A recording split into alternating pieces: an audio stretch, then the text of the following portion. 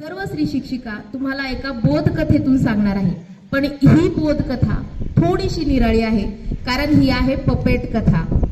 शिक्षण सप्ताह जो सुरू झाला त्या शिक्षण सप्ताहाच्या पहिल्याच दिवशी आपण काय बनवल्या? पपेट बनवल्या, बरोबर. आणि मराठी, हिंदी, इंग्रजीमध्ये नाट्यकरणाशी संबंधित जे जे पाठ आपल्याला असतात ते पाठ आपण पपेटच्या साह्याने शिकू शकतो.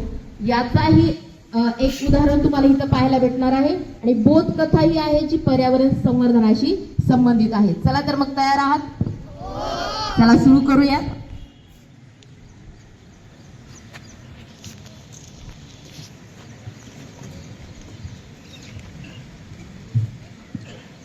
माणसाने स्वतःच्या सुखसोयीसाठी प्लॅस्टिकच्या विविध वस्तू बनवल्या. त्यांच्या अतिवापरामुळे जनावरांचे मृत्यू, पर्यावरणाचा होणारा ऱ्हास असे भयावह परिणाम दिसू लागले आहे.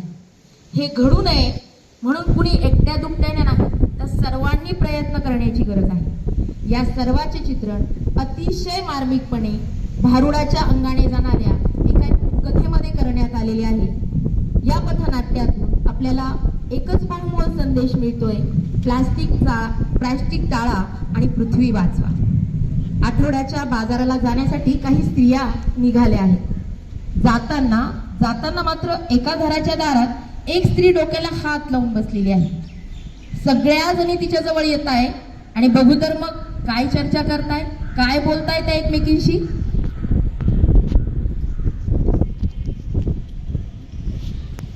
नाही नाही नाही नाही नाही, मला बाजारला जायचं नाही. मला बाजारला जायचं नाही. नग बाई नग बाई.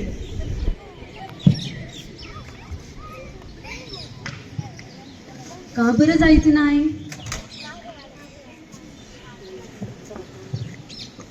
अव बाजारला जायचं, कशाची खरेदी करायची? कशाची?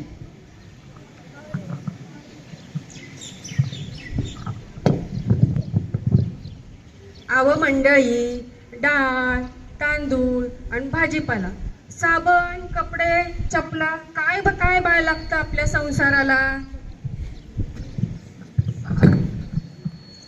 मग ते समजा घेऊन ये की, त्यात अवघड काय?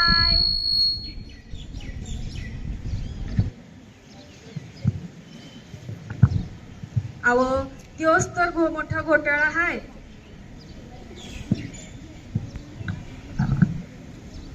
आता तर समध्या वस्तू कॅरीबॅग मध्येच देतात की. या कॅरी बॅगा समध्या गटारीत अडकतात, समध्या नाल्यात तुंबतात बघा. आणि सांडपाणी येतं बघा रस्त्यात. काय सांगताय काय बाई? मग ध्यानात येतं का नाही? म्हणून म्हणते मला बाजारला जायचं नाही. काग बाई.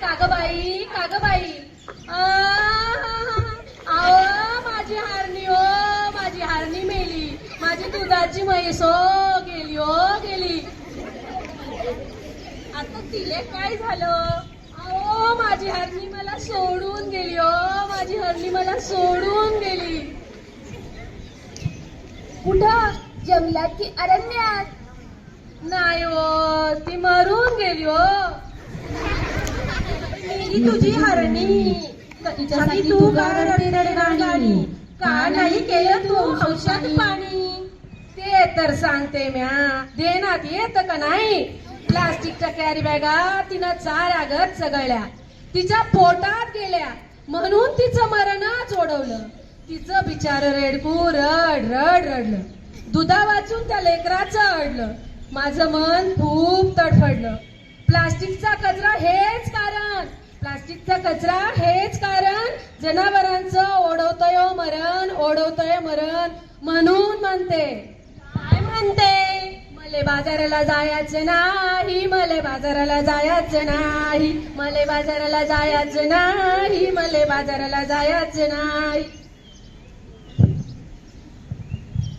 सरकारने काढलाय आदेश प्लास्टिक नका वापरू हे त्यातलं विशेष. सजीवांना वाचवूया हा दिलाय संदेश. पेपरातली बातमी वाचली की नाही? आता काही तुम्ही अंगठे बहादर नाही. सांग बाई सांग, मला आठवत नाही. पेपरात आलंय तरी काय? त्या समुद्र किनाऱ्यावर अगं झालं तरी काय त्या समुद्र किनाऱ्यावर? त्या समुद्र किनाऱ्यावर मरून पडली बिचारी 2000 कासवं.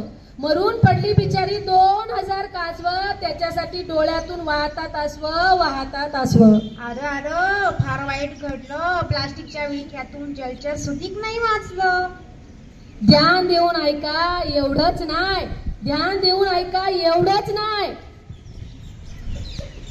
आणखी आखरीत घडलंय काय? प्लास्टिक वापरू नका सरकारनं केलाय कायदा. सजीवांना वाचवायचा केलाय वायदा. खरंच की काय? आपण अन पोरं बाळ खाणार काय? आपली काळी माय ओसाड होत आहे. कशी काय? अहो जमीन नांगरली प्लास्टिकची जाळीवरती आली. नीट ऐका बरा. जमीन नांगरली प्लास्टिकची जाळीवरती आली. शेतात पीक येईल कसं? कशी मिळतील खंडीभर कंस? म्हणून म्हणते मले बाजाराला जायचं नाही.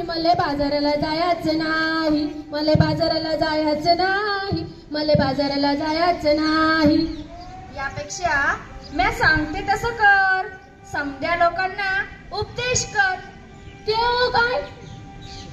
वापरू पिशवी कापडाची अन कागदाची.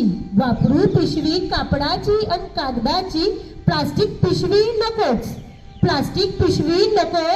काळजी घेऊ वसुंधरेची. आता तरी बाजाराला जाशील का नाही? वय मी बाजारला जाणार हाय. पण मी प्लास्टिक थैली हातात धरणार नाही. मला बाजाराला जायचं हाय. बाई बाजाराला जायचं हाय. चला बाजारला चला. बाजारला चला. कापडाची थैली घेऊन बाजारला चला. कागद कपडा वापरा नको प्लास्टिकचा कचरा.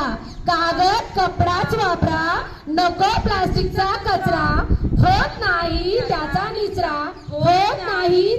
निचरा. आर्ततेने सांगते वसुंधरा. कागद कपडाच वापरा. धन्यवाद. 2 गोष्टी शिकणार आणि दुसरी अशा छोट्या पेपेट बनवून तुम्ही पण असं करू शकता की नाही वर्गात? ठीक आहे चालेल. दोन्ही गोष्टी दिसल्या पाहिजेत.